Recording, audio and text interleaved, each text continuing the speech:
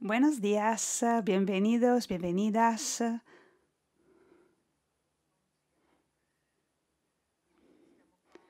Hoy estamos aquí otra vez para nuestra sesión de informaciones. Les voy a presentar nuestros huéspedes. Están con nosotros Su Excelencia Monseñor Pablo Virgilio David, obispo de Caloocan, Filipinas, miembro de la Comisión de Información de la 16ª Asamblea General Ordinaria del Sínodo de los Obispos. Luego está Su Excelencia Monseñor Launay Saturné, arzobispo de Cap-Haitien, Haití, responsable de las obras pontificias misioneras de Haití. También está con nosotros Su Excelencia Monseñor Monir Kerala, obispo de Batrun de los Maronitas, el norte de Beirut, constructor de paz en un país en guerra desde hace casi 50 años. Recibió en 2023 el premio Foco Dentro, Mujeres y Hombres que Cambian el Mundo, premio instituido por la Arquidiócesis de Milán y ELICIA, Asociación de Promoción Social que trabaja en diversos ámbitos de la sociedad civil y religiosa desde 2012. Está doña Catherine Clifford, profesora de Teología Sistemática e Histórica en la Universidad St. Paul de Ottawa, Canadá, directora del Centro de Investigación sobre el Vaticano II y el Catolicismo del siglo XXI.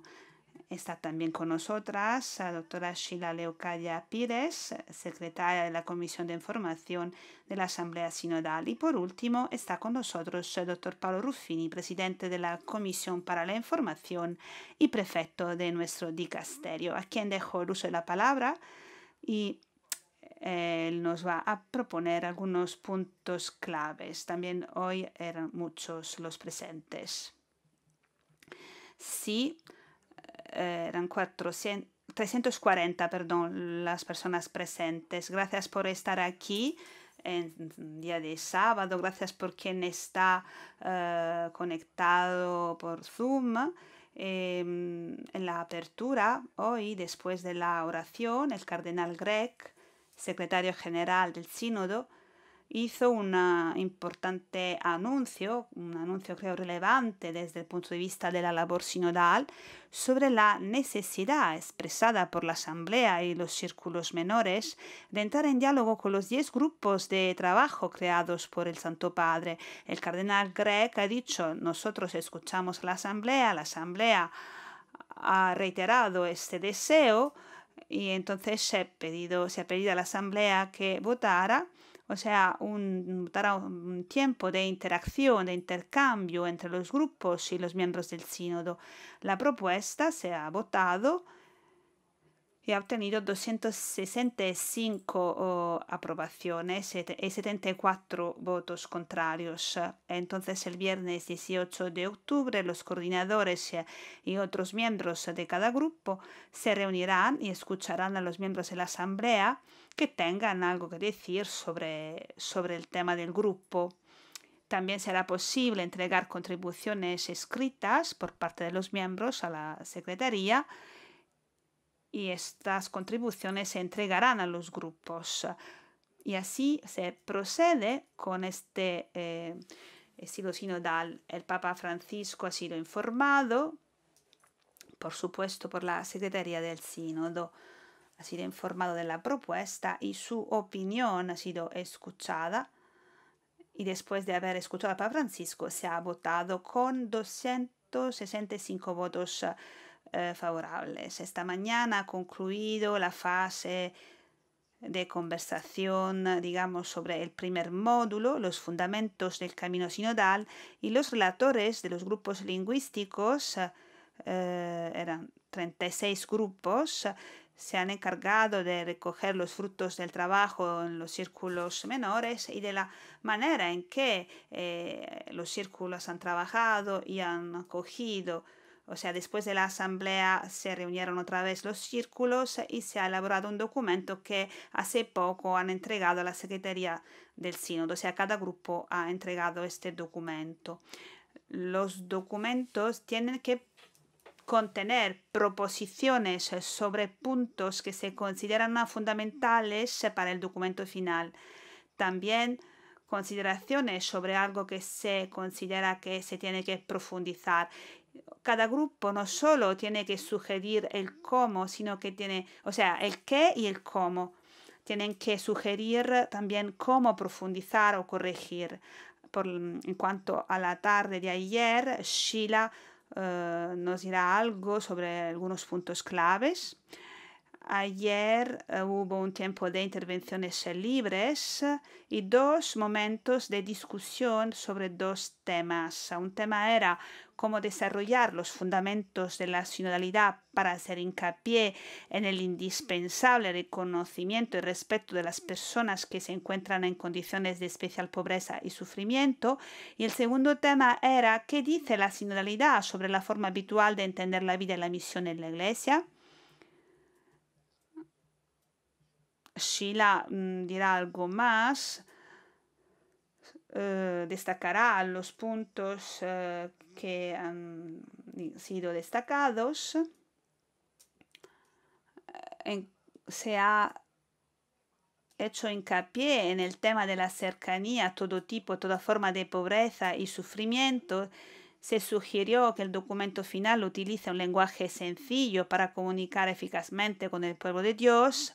También se insistió en la necesidad de incluir las voces de los jóvenes y de las comunidades locales para garantizar que la Iglesia permanezca atenta a los signos de los tiempos. Muchos hablaron de la paz, de la guerra, de la necesidad de la paz. Y en cuanto al tema de la paz y la guerra, recuerdo que mañana está previsto el rosario con el Santo Padre en Santa María la Mayor, donde el Papa invocará la paz, y el lunes se celebrará la jornada de oración y ayuno convocada por el Papa Francisco el próximo lunes 7 de octubre. Para nosotros será un día de trabajo, pero en un contexto de jornada de oración y ayuno en el sínodo y en nuestra casa también. Ahora dejo la palabra a Sheila, que se centrará en algunos puntos claves de la conversación de la congregación general de ayer por la tarde. Gracias.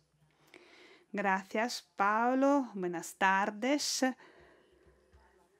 Como acaba de decir Pablo, en vísperas del 6 y 7 de octubre, de los momentos convocados por el Papa Francisco, más de uno de los miembros sinodales propusieron hacer un llamamiento urgente por la paz en nombre de todo el sínodo. Se dijo: necesitamos pasos concretos para acabar con la guerra y poner fin a las migraciones forzadas, ya que las palabras del Papa sobre la paz no siempre se entienden. Hubo aplausos cuando en uno de los discursos se dijo que todos podemos ser artesanos de paz, a cristianos, judíos, musulmanes, condenando todos los fundamentalismos. Debemos tener el valor de llamar a las cosas por su nombre. Hoy en día no se menciona a menudo la causa del sufrimiento mundial, el tráfico de armas. Cuando se disparan misiles, algunos se enriquecen, y hay que denunciar la raíz de todos los males. Hay que nombrar a los que se benefician de las guerras. A veces, además de rezar, es necesario denunciar. Esas son algunas de las palabras que se pronunciaron ayer en cuanto a la oración por la paz. También no faltaron intervenciones sobre el tema de los pobres. Debemos escuchar su clamor, incluirlos como sujetos y no como destinatarios de la sinodalidad. También hubo aplausos cuando un delegado dijo: la historia de la salvación nos enseña que a menudo el camino nos lo muestran los últimos o los improbables. Debemos escuchar el grito de la tierra y de los pueblos. En el instrumento Laboris, la caridad solo aparece 2 veces, pero esto no es bueno, porque la caridad y la misericordia están en el centro de la existencia de todos los cristianos. Sinodalidad significa que todos se sienten como en su casa, evitando formas de discriminación, escuchando a los que no son escuchados. Ayer, en la sesión de la tarde, hubo de nuevo intervenciones sobre el papel de la mujer. Se dijo: no debe seguir ocurriendo que las mujeres que quieren servir a la Iglesia, que tanto ayudan a la Iglesia y a la sociedad, que se comprometen, estén en posiciones marginales. Debemos respetar el mandamiento de acoger a todas las personas, incluidas las mujeres que quieren ordenarse sacerdotes y las personas LGBTQ+, pero también encontrar respuestas para ellos basadas en el Evangelio y la Biblia. Hablamos también de los jóvenes, de lo que les atrae, de lo que les hace huir de la Iglesia. ¿Qué es lo que les atrae de la Iglesia hoy? A la pregunta, los jóvenes suelen contestar el radicalismo evangélico, pues debemos volver a poner a Jesús en el centro. Esto es lo que algunos delegados dijeron. Otra respuesta fue que los jóvenes son el sujeto, no el objeto de la evangelización. Hagamos que respiren y respiremos con ellos. A veces no sabemos qué papel confiarles. También se constató y valoró que desde hace muchos años se habla de nueva evangelización, pero todavía no se ha aclarado de qué estamos hablando. Hoy nos dirigimos a un pequeño rebaño. También se hizo un ejemplo. En Europa las iglesias están vacías. Hay una misión externa, pero también una misión interna. Bueno, esas son algunas citas de las intervenciones de la sesión de la tarde de ayer. Otro tema que se trató ayer fue el tema del ecumenismo. Hubo aplausos cuando se subrayó que la sinodalidad abre puertas para discernir la presencia de Dios y del Espíritu Santo en otras iglesias y otras expresiones religiosas. Y antes de terminar, me gustaría dejarles con otras citas de algunas intervenciones. La sinodalidad es una manera para luchar contra el clericalismo. Más atención hay que dar a las iglesias locales. Ese es el primer lugar donde los bautizados experimentan la sinodalidad. Hay que hablar de sínodos diocesanos que no están presentes en el instrumento laboris. También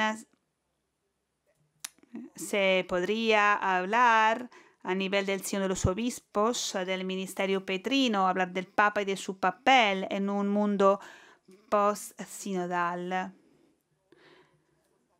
También se han realizado algunas celebraciones. Esta mañana celebramos el cumpleaños del Reverendo de Grand, OP, y un aniversario episcopal del obispo James Calderán. Y entonces con esto termino. Gracias por su atención. Gracias, Sheila. Como hemos podido ver, las intervenciones libres tratan todos los temas posibles. Destacaría solo uno, la oración, y junto con la oración, la importancia de la denuncia, la importancia de denunciar todos juntos todas las religiones contra los fundamentalismos para ir realmente hacia la paz. Ahora la palabra al obispo de Filipinas, Pablo Virgilio David. Lo presento. En 2019 recibió por la Universidad de Manila el premio Bukas Palad Award, o sea, el premio por la generosidad en lengua tagalo. Un reconocimiento por su valor, su coraje a la hora de denunciar la injusticia y la violencia. Así es, para conocerlo mejor. Usted nos hablará de lo que pasó en Asia, en su continente, en el periodo entre la primera y la segunda sesión del sínodo. Sé que hubo una consulta sinodal con los párrocos de Filipinas y también usted trajo los resultados de esta consulta aquí en Roma.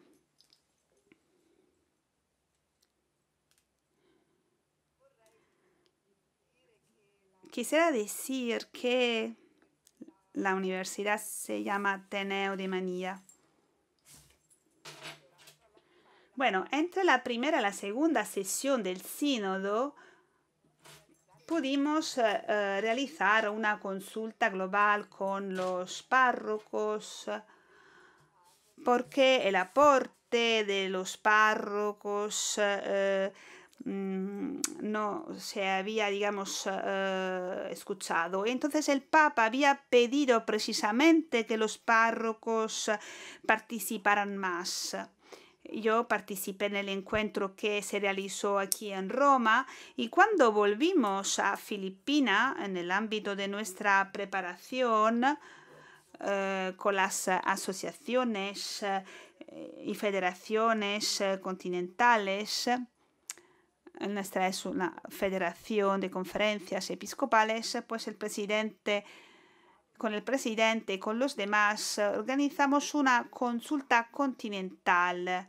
Pero antes pedimos a todas las conferencias episcopales que nos dieran sus resonancias al informe de síntesis después de la primera sesión del sínodo y realizamos una consulta a nivel nacional con los párrocos.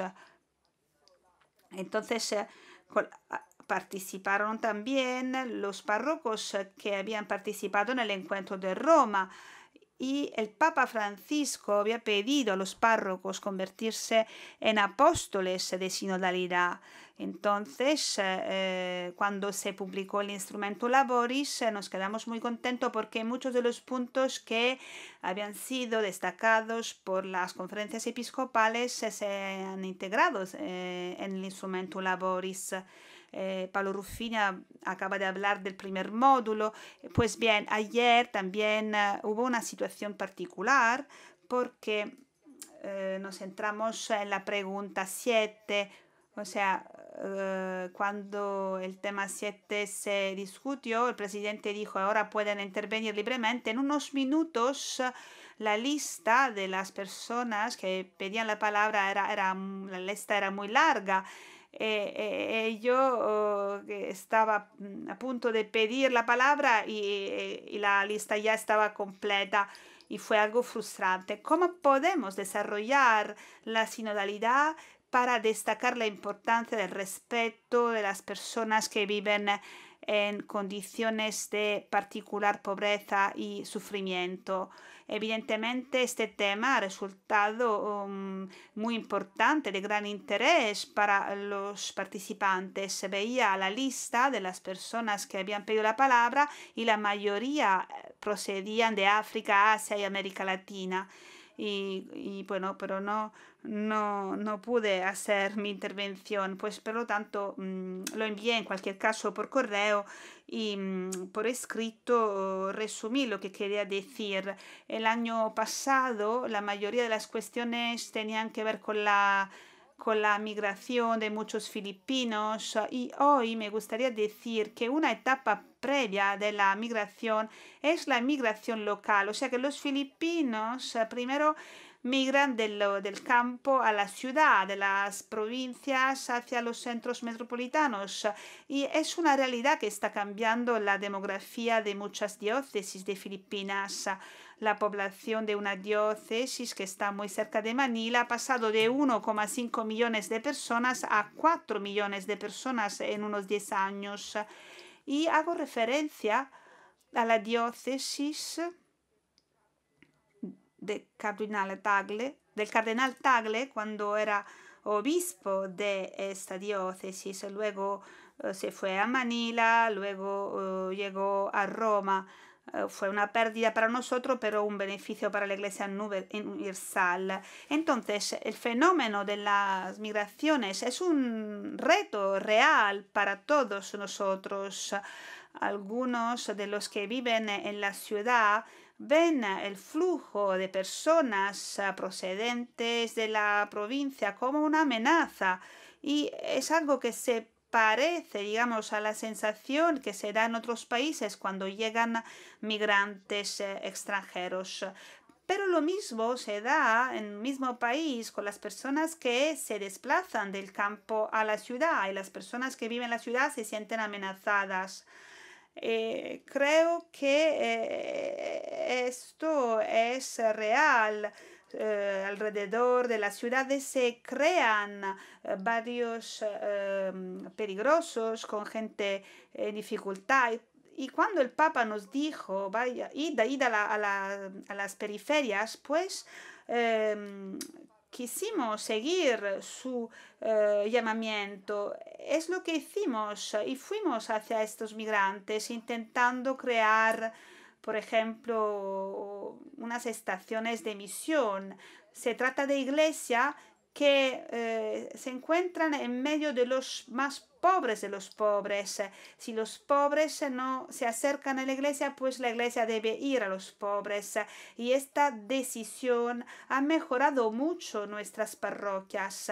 Y esta experiencia está brindando a nuestras organizaciones una razón para ir hacia la periferia, aunque la palabra periferia no era familiar en Filipinas, pero ahora ya estamos acostumbrados, nos hemos acostumbrado y se ha convertido en una experiencia pastoral muy importante que el Sínodo sobre la Sinodalidad ha fortalecido. Gracias, muchas gracias. Gracias por este testimonio sobre la situación de las migraciones internas. Ahora escuchemos al obispo de Haití, Su Excelencia Saturné, a quien pido que nos cuente cuál es la situación social, económica, política en Haití y que si después de la primera sesión del sínodo la situación ha mejorado un poco y cuáles son las perspectivas actuales.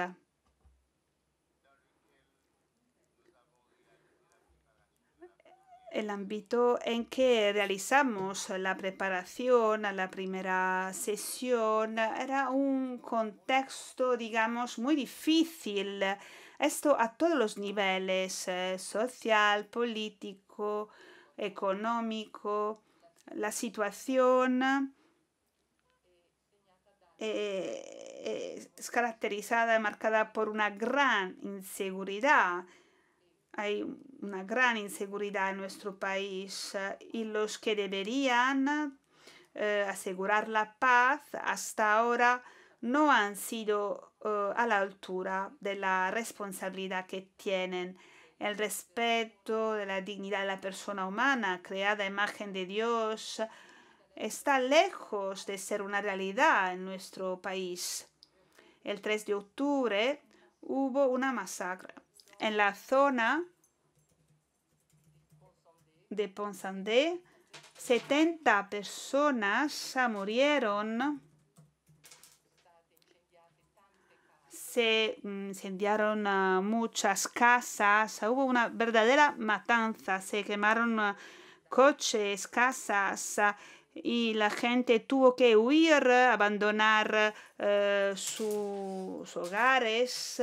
Y esta masacre fue realizada por grupos, por pandillas, bandas, y las autoridades no hicieron nada a pesar de que estas acciones habían sido anunciadas. El 70% de la población está obligada a huir, se ve obligada a huir debido a la inseguridad. Y esto tiene un impacto negativo en la vida de los jóvenes, en la misión de la iglesia. Por muchas parroquias se han cerrado, muchas escuelas también, y muchas personas tuvieron que huir. Por supuesto, esto obstaculiza la misión de la iglesia, pero a pesar de todo, hemos hecho el sínodo, hemos vivido el sínodo. También a nivel económico, en los últimos 5 años no ha habido ningún avance, esto debido a la inseguridad. El norte se ha quedado fuera del oeste y del sur. No hay posibilidad de circular porque estas pandillas armadas, estos grupos armados mandan y las autoridades no consiguen establecer y mantener la seguridad. la situación global de inseguridad hace que la misión de la Iglesia sea imposible, así como la acción de las escuelas. Sí, aunque se había previsto abrir las escuelas en septiembre, pues se pidió reenviar la apertura a octubre. De momento, los jóvenes todavía se han quedado en su casa porque no pueden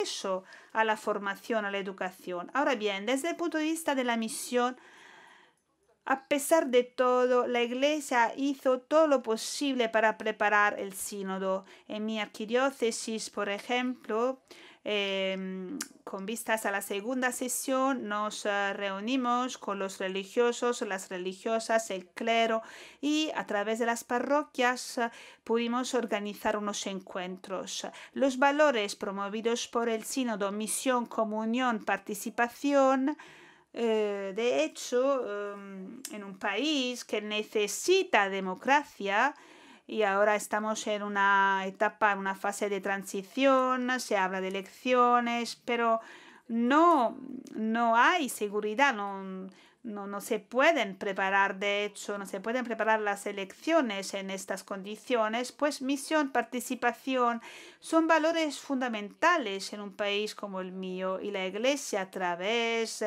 de la formación, de la catequesis, a través de los grupos de religiosos, religiosas, sacerdotes que intentan transmitir estos valores a los fieles, a los jóvenes, para que algún día puedan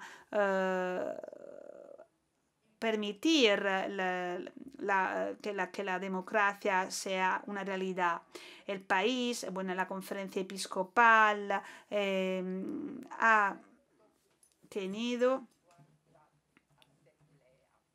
realizado una asamblea pidiendo a las autoridades que hagan de manera que la transición no sea demasiado larga. No se deben multiplicar los tiempos de la transición, porque estamos siempre en una fase de transición. La Iglesia y la Conferencia Episcopal han pedido a las autoridades y piden a las multinacionales que están allí para poner el orden, no, a las fuerzas multinacionales, o sea, que se asuman las responsabilidades para que, digamos, se pueda establecer la seguridad. La seguridad concierne a todos, todos deben participar, colaborar con la policía, con los que están allí para defender la vida, los bienes. La Iglesia pide a la población que colabore. La Iglesia está convencida de que su misión consiste en acompañar a la población y estamos muy atentos al magisterio del Santo Padre, que siempre está cerca de nuestra población, siempre está a nuestro lado. Cuando hay un problema, reza por nosotros, nos envía mensajes. En nombre de la Conferencia Episcopal, deseo agradecer al Santo Padre por su magisterio y por su atención y cercanía a Haití y a la Iglesia de Haití. Muchísimas gracias, Monseñor. Nos ha hablado de este impacto importante en la vida de la Iglesia. Estamos convencidos de que el sínodo pueda hacer llegar estos valores positivos a toda la sociedad haitiana. Ahora la palabra al obispo de Batroun, Maronitas, el norte de Beirut. Pasemos a un continente que vive una situación dramática, el Líbano. El Papa pidió el perdón, no se cansa de pedir la paz, el fin de las violencias, pero ¿cómo ha vivido Líbano esta petición de perdón, Monseñor? ¿Prefieren que hable italiano? Bueno, buenos días a todos y a todas. Gracias por la acogida y por la invitación a participar en esta rueda de prensa. En mi país vive un conflicto desde hace 50 años, desde 1975. En 1975 empezó la guerra en Líbano con la excusa de una guerra de religión, de confesión entre musulmanes y cristianos. 50 años más tarde no han conseguido hacer entender que no es una guerra de religión, es una guerra impuesta que se impuso al Líbano, como decía el Papa Juan Pablo II, un país mensaje de convivialidad, de libertad, de democracia, de vida caracterizada por el respeto de la diversidad. Y esto es lo que afirma también el Papa Francisco. Líbano es un mensaje de paz y debería seguir siendo un mensaje de paz. El único país de Oriente Medio donde pueden seguir viviendo juntos cristianos, musulmanes, judíos, vivir juntos en el respeto de sus diversidades en una nación que es una nación modelo, como decía el Papa Benedicto XVI. Venir aquí desde esta situación para hablar del sínodo sería difícil. Y también para hablar de perdón, el perdón que el Papa Francisco ha elegido como signo de esta segunda sesión. Y sería también difícil. Sí, estoy aquí para hablar de perdón y reconciliación, pero mientras mi país, mi pueblo sufre las consecuencias de las guerras, de conflictos, de la violencia, de la venganza, del odio, nosotros, libaneses, queremos siempre condenar el odio, la venganza, la violencia. Queremos construir la paz y somos capaces de hacerlo. Si el Papa Francisco eligió el perdón, para nosotros, para mí, este es un gran mensaje. Hablar de perdón cuando los bombardeos afectan al Líbano entero sería imposible. No. En todo esto, la población del Líbano rechaza, como siempre, el lenguaje del odio y de la venganza. El perdón que personalmente he vivido, experimentado. Cuando tenía 5 años, alguien vino a mi casa y asesinó a mis padres salvajemente. Tengo una tía monja de la orden libanés maronita. Y alguien vino a por nosotros, 4 niños, el más pequeño con 2 años. Y mi tía nos llevó a su monasterio.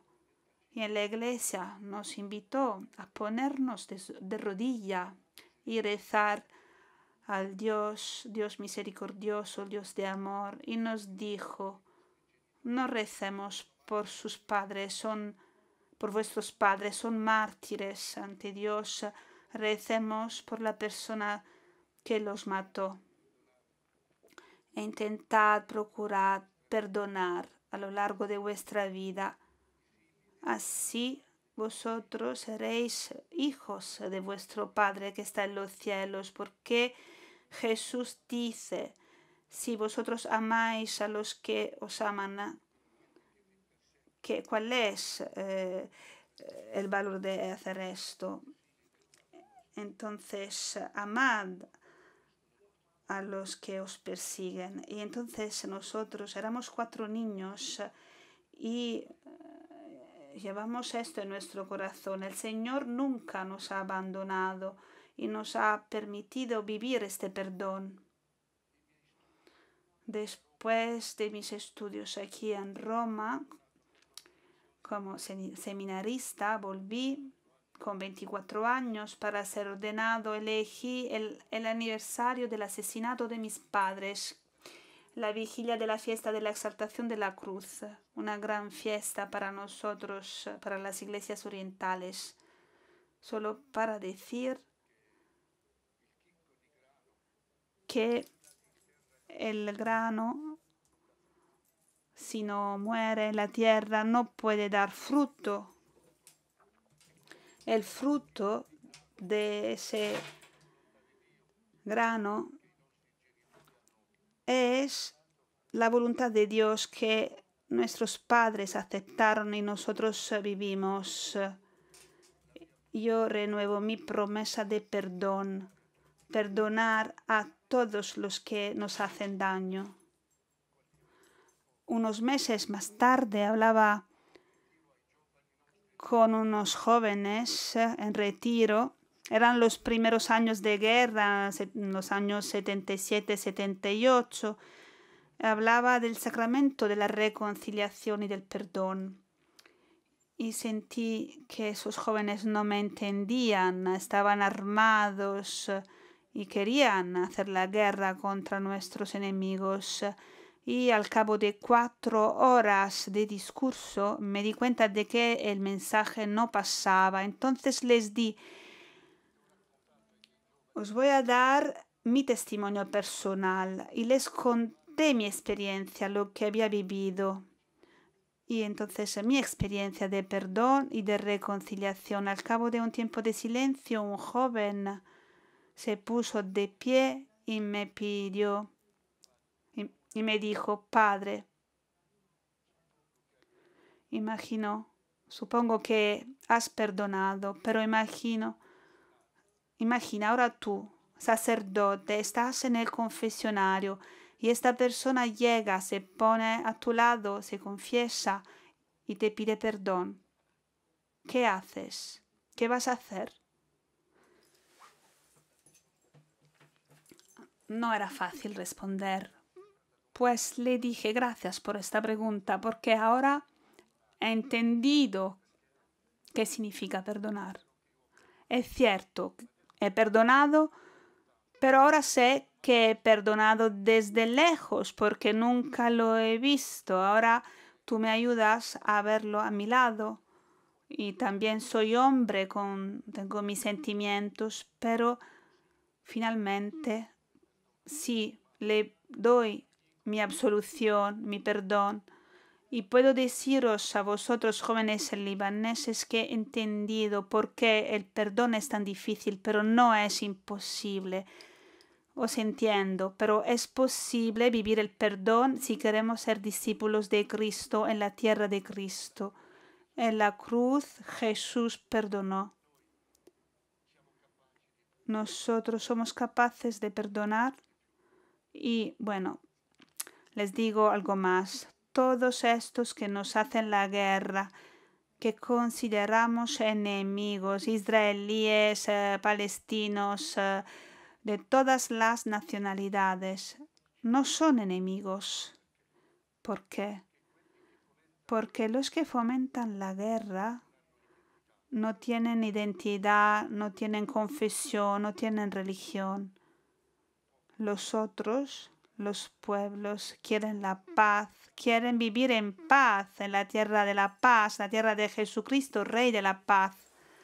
Por tanto, hoy también, a pesar de todo lo que está ocurriendo después de 50 años de guerra ciega, salvaje, a pesar de todo, nosotros como pueblos, de todas las culturas, de todas las confesiones, nosotros como pueblos queremos la paz. Somos capaces de construir la paz. Dejemos de lado a nuestros políticos, los nuestros y los del mundo, de las grandes potencias. Ellos hacen y siguen sus intereses. Pero nosotros como pueblos no queremos todo esto, rechazamos todo esto. Un día, el día llegará en que tendremos la oportunidad de hacer pasar nuestro mensaje y pronunciar nuestra palabra, decir nuestra palabra. Ya está, con la venganza, con el odio, con las guerras, ya está. Déjenos de construir la paz, al menos para nuestros niños, para las generaciones futuras que tienen derecho de vivir en paz. Esto es lo que ha entendido el mensaje del Papa Francisco cuando nos ha invitado a vivir juntos la sinodalidad, que es una práctica en nuestras iglesias orientales. Y pidió a toda la iglesia que empezáramos a vivir el perdón, la reconciliación, la conversión personal y comunitaria para poder caminar juntos hacia la construcción del reino de Dios. Sí, queremos hacerlo, podemos hacerlo. Gracias. Gracias. Gracias, Excelencia. Esperamos que usted nunca se canse de dar su testimonio que nos ha impactado. Muchas gracias. Ahora escuchamos a doña Catherine Crifold. Catherine, usted antes me decía que se experimenta un clima abierto, muy positivo en la Asamblea Sinodal. Ahora se trata de poner en práctica esta sinodalidad también en la iglesia local en Canadá.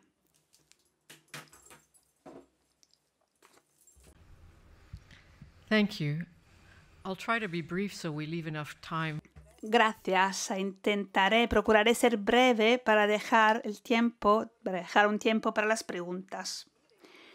Me gustaría decir que el clima es muy diferente durante esta sesión con respecto al año pasado. Yo vengo de Canadá, donde trabajamos juntos para reflexionar sobre el informe de síntesis de la sesión anterior. Y muchas personas de mi país estaban presentes y participaron en la sesión especial organizada para los sacerdotes. Y fue una experiencia muy útil. Ahora también hay una persona que está con nosotros como facilitador. Y ahora que hemos llegado al final de la primera semana, de esa segunda sesión, puedo decir que hemos caminado mucho en una semana, hemos vivido 2 días de oración, hemos entrado en estas conversaciones sobre el proceso sinodal mismo. Hay una gran apertura, se experimenta una oración que realmente es el fruto de lo que vivimos en la primera sesión el año pasado. Y pasamos mucho tiempo expresando nuestro gusto de volver a vernos entre amigos. Es un clima bonito y se siente la libertad que nos permite compartir sobre temas importantes, como han dicho nuestros hermanos.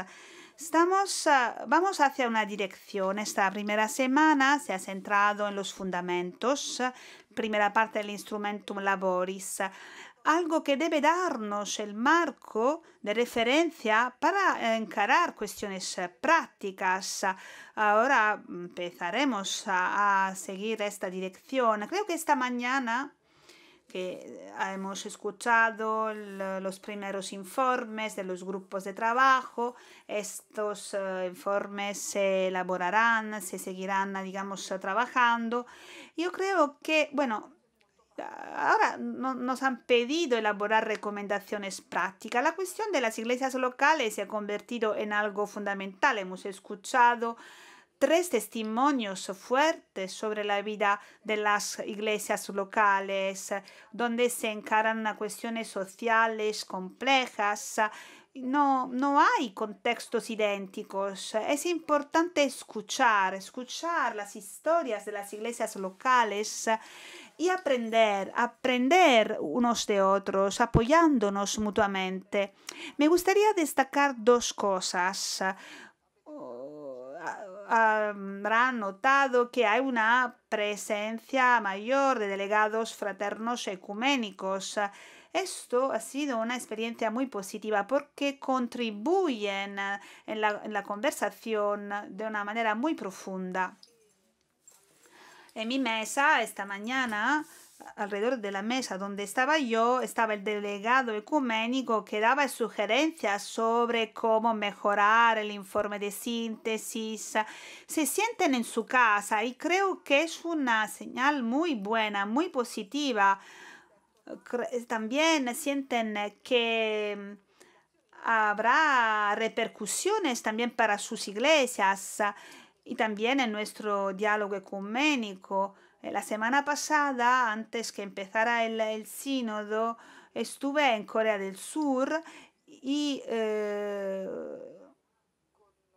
en diálogo con las iglesias y realmente creo que hay toda una serie de cuestiones que nuestras iglesias deben encarar, pero tenemos que hacerlo juntos porque esto dará muchos más frutos.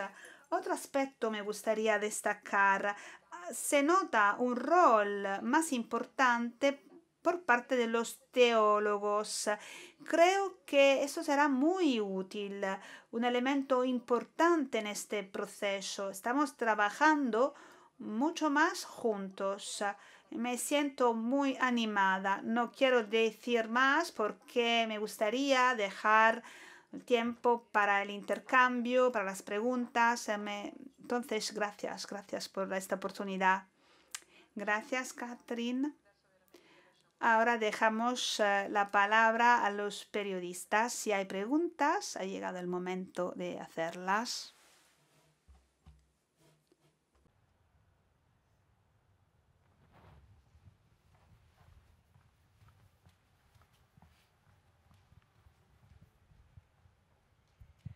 Grazie, buonasera, sono Gracias, buenas tardes, soy Lisa. Tengo dos preguntas. La primera es para todos. Hubo ayer comentarios, o sea, ayer se dijo que hay una mirada eurocéntrica y mi impresión es también una preocupación. Quería preguntar cuál es su opinión, o sea, la situación ha mejorado con respecto al pasado, es una preocupación real en las discusiones también. Y luego, en cuanto al Líbano, quería saber si usted quiere lanzar algún mensaje particular teniendo en cuenta de la situación, no sé, si quiere lanzar alguna petición a Israel. Catherine, ¿quieres contestar? Pienso que en uno de sus mensajes, Timothy Radcliffe durante el retiro nos pidió a nosotros, el hemisferio norte, nos cuestionó, digamos, diciendo, el orden mundial está cambiando radicalmente. El centro ya no es un centro occidental, ya no es Occidente, pero muchas personas de Occidente todavía no lo han entendido y creo que es la experiencia de nuestra iglesia. La mayoría de los católicos hoy, de los católicos que conocemos, los 2/3 viven en el sur del mundo y antes de 2050 el 75% de los cristianos vivirán en el sur del mundo. Es algo que tenemos que tomar en serio, muy en serio. Yo intento explicárselo a mis estudiantes en Canadá. Son muchos los retos desde el punto de vista demográfico, la reducción de los fieles. Pero esto no significa que la iglesia va a desaparecer, que está a punto de desaparecer, porque la iglesia es muy viva en muchos otros países. Entonces debemos aprender y podemos aprender que hay mucho que podemos recibir de otros países. El sur del mundo está asumiendo un rol cada vez más central en nuestras conversaciones. Sabemos que ya no hay un único modelo de sinodalidad que para imponer a todos y para colocarlo en cualquier contexto. Es una experiencia que hay que adaptar en las iglesias locales teniendo en cuenta de sus retos. Gracias. Si no hay más preguntas.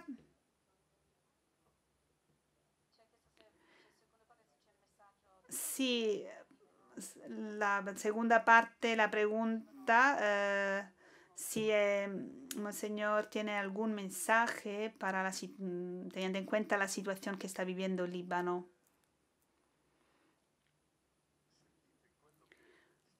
Lo que está pasando ahora, lo que está ocurriendo en Líbano, desafortunadamente, ante lo que pasa, el mundo se calla o da, digamos, el semáforo verde porque detrás hay demasiados intereses económicos. Y estos intereses no tienen nada que ver con los valores cristianos y tampoco humanos, diría. O sea, porque la dignidad del hombre, la libertad del hombre, ya no cuentan nada cuando los intereses son económicos y vienen antes de todo y antes que todo. Pero vivimos en la esperanza que con la ayuda de los diplomáticos, la diplomacia vaticana, con la ayuda del Papa, porque siempre los papas han apoyado Líbano como mensaje y también han defendido la aplicación de las resoluciones de las Naciones Unidas desde 1948, reconocimiento de dos estados, el Estado de Palestina y el Estado de Israel, permitiendo a los dos pueblos vivir juntos como ocurre en Líbano. Esta resolución siempre ha sido rechazada por el Estado de Israel, por los políticos israelíes.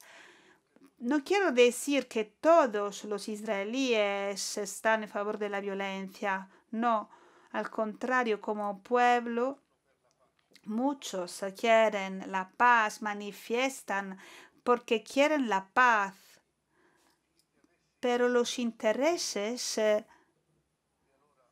vienen antes y desafortunadamente los norteamericanos y los otros países de Occidente no nos apoyan, no apoyan a los países oprimidos.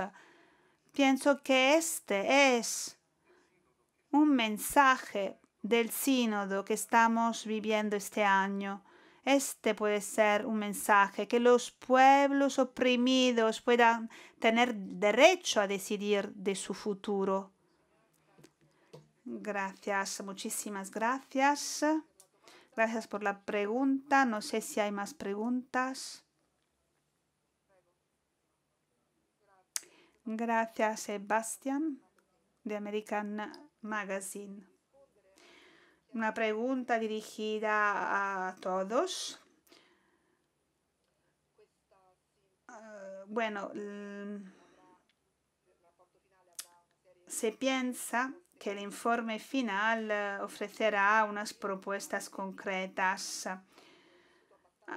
Han vivido bastante como para estar seguros de que conseguirán llegar a propuestas y sugerencias concretas que se puedan poner en práctica al final del sínodo. Y si es así, nos pueden dar alguna idea, no sé, cuáles podrían ser estas propuestas concretas.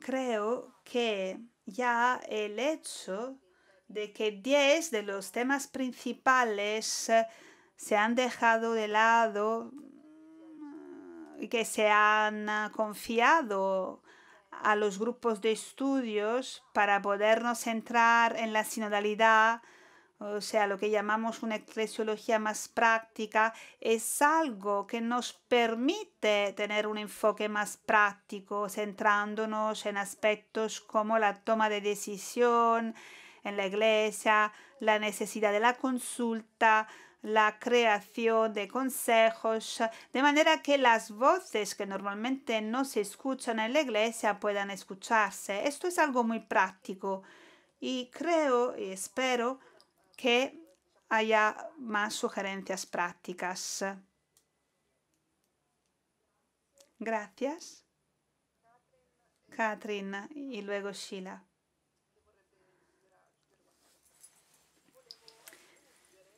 Bueno, me gustaría añadir que como el obispo acaba de decir, nosotros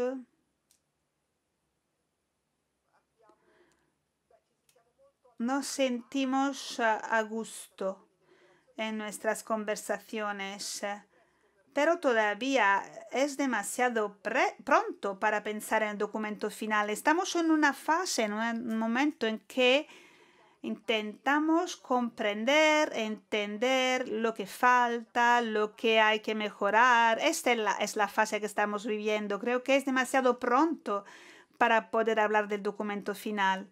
Pero seguramente podemos decir que hasta ahora todo va bien porque somos capaces de compartir nuestras ideas, destacando lo que falta, lo que es importante, como hemos dicho hoy.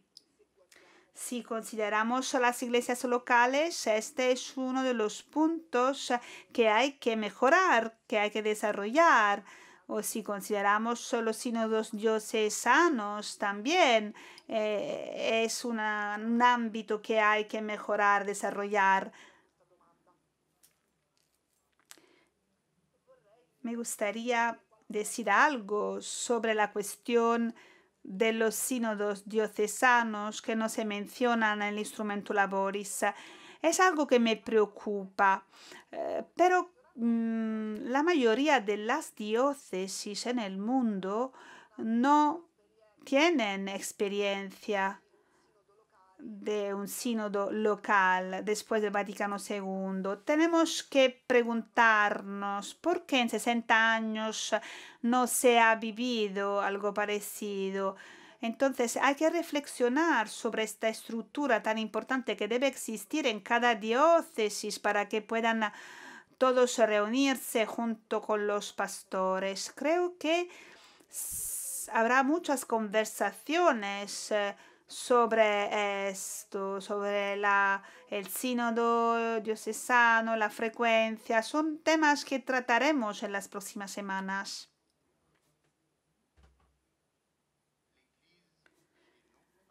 En Haití, la iglesia desempeña un rol muy importante en la sociedad y los valores promovidos por el sínodo son valores que pueden ayudar a fortalecer la iglesia, la misión en nuestro país, pero también podemos utilizar estos valores para construir una sociedad democrática, porque el hecho de juntarse, reflexionar, es un método extremadamente importante que puede ayudar a Haití, la iglesia de Haití, a avanzar.